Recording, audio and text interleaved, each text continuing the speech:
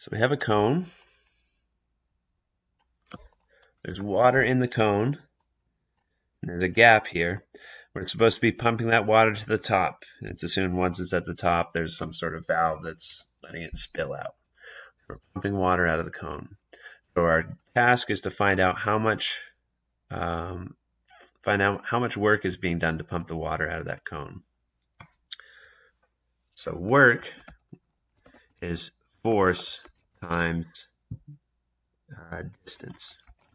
Right? The amount of work we do is the amount of force it requires to move that object times the amount of distance that we're moving that object. And so to find out what distance is, right now the distance we have to move the water is, looks like, right now it's at a height of 9 meters, so this gap here is 3 meters. That's how much distance right now we have to move the water. But that distance is constantly changing because the volume's going down. We have a bigger distance after the volume has gone down a bit. So we'll need a function that we can integrate to help us find out the total amount of force required. So that's work. We need to know what force is in order to be able to calculate the work. The distance, we can plug in it. We can use a variable for that distance. Maybe we could call it h, the height that remains to be pumped out. But we need to have some sort of function for force. And the force is always mass times gravity. In this situation, it's mass times gravity. I shouldn't say always. Obviously, in this particular situation, it's mass times gravity because gravity is what's working against us from pumping that water out. So we need to know what mass is.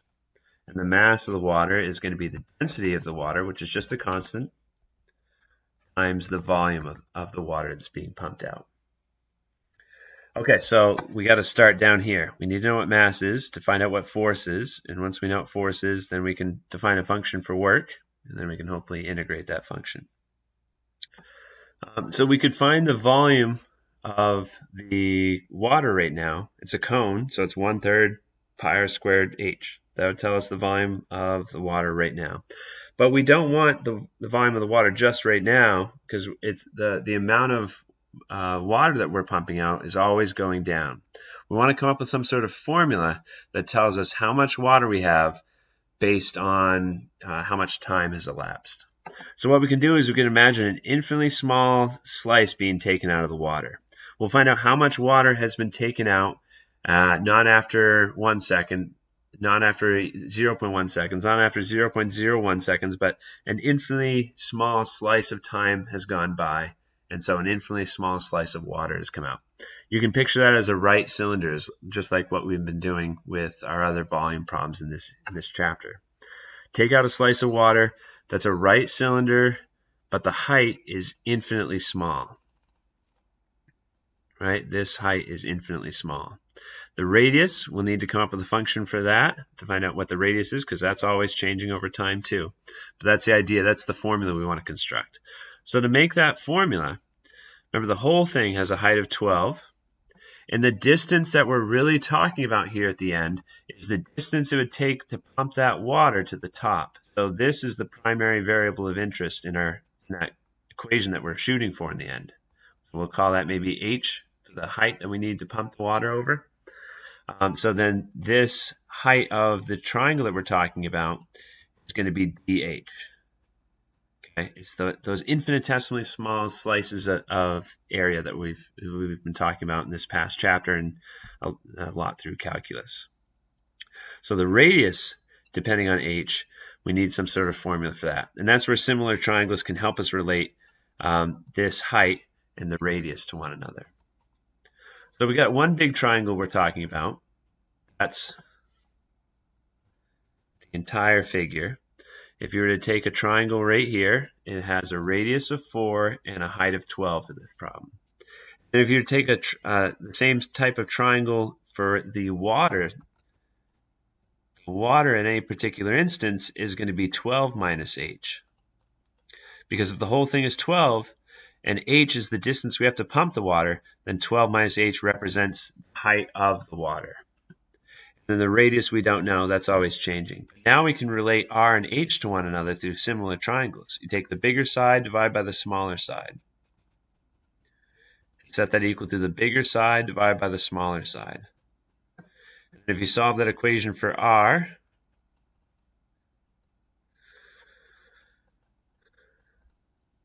get r by itself, you're going to get r is 12 minus h over 3.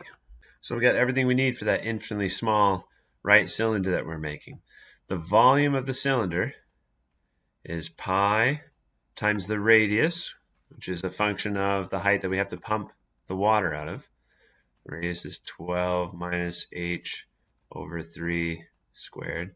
So pi r squared times h. The heights of these right cylinders we're constructing are infinitely small.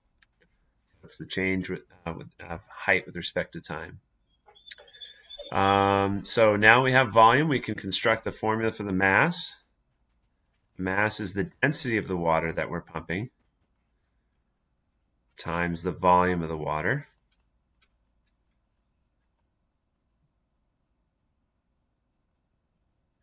And the force that's needed is going to be the mass, which I'll make just 10,000 pi over, look, that's all being divided by 3 squared. So when I move that 3 outside,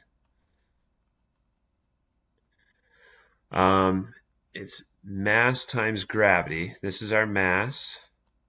And then gravity was 9.8 meters per second squared. So force is going to be 9,800 pi over 9 times 12 minus h squared with respect to h. And so the work done is going to be the force times the height that we have to pump the water, the distance that we have to pump the water, which is times that h. But we want the total work done. When we start, this thing had a height of 9 for the water. The water was 9 meters high. And then we want to keep going until the water is 0 meters high. So in other words, h starts at 3. If this is 9, it has to be 3 to reach the top of the cone. We want to integrate this from 3 until the height of the water that we're pumping is all the way to 12. And then we're going to integrate force times distance. Right? The force is this 9,800 pi over 9 times 12 minus h squared times h with respect to h. That's the force right here. And then this was the distance we have to pump the water, the last part of our work equation. And there, now the tricky part of the section is done. Now it's just about doing the algebraic steps of rewriting this and then doing the calculus part of integration. So I can help you finish that out. Integrate from 3 to 12. You could expand this. It's 12 minus h times 12 minus h, and then we're going to multiply everything by h in the end. It's going to give you 144h minus 12h, 12, that's 24. So that's 24h squared minus h to the third with respect to h. Oops, an extra 0 in there. Now we need the antiderivative. So divide that by 2, that's 72h squared.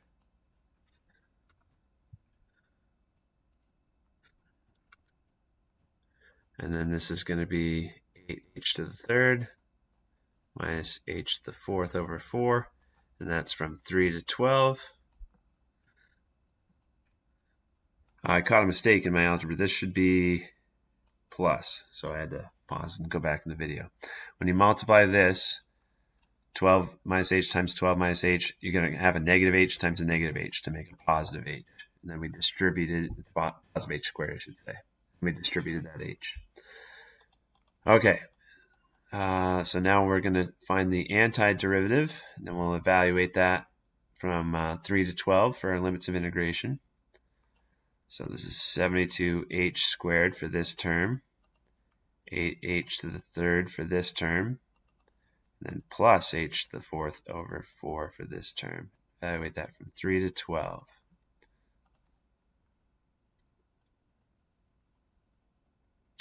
So if you plug in 12,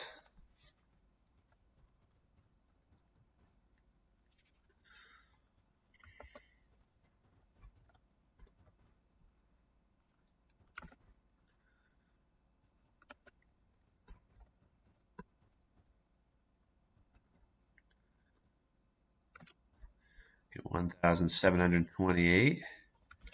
You plug in 12, and then we want to subtract that by what happens when we plug in 3.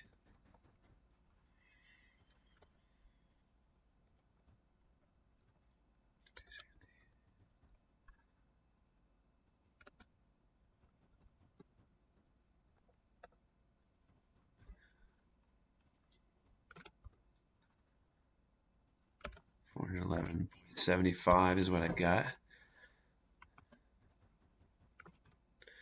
Okay, so that's what I got when I integrated the variables. Now we just need to multiply the constant that we're outside, the 9,800 pi, and divide by 9.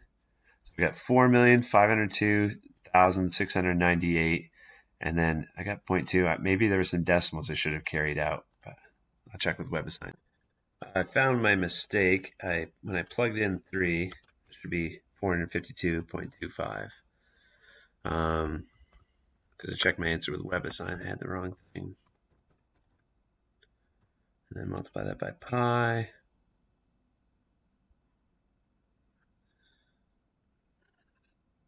There it is.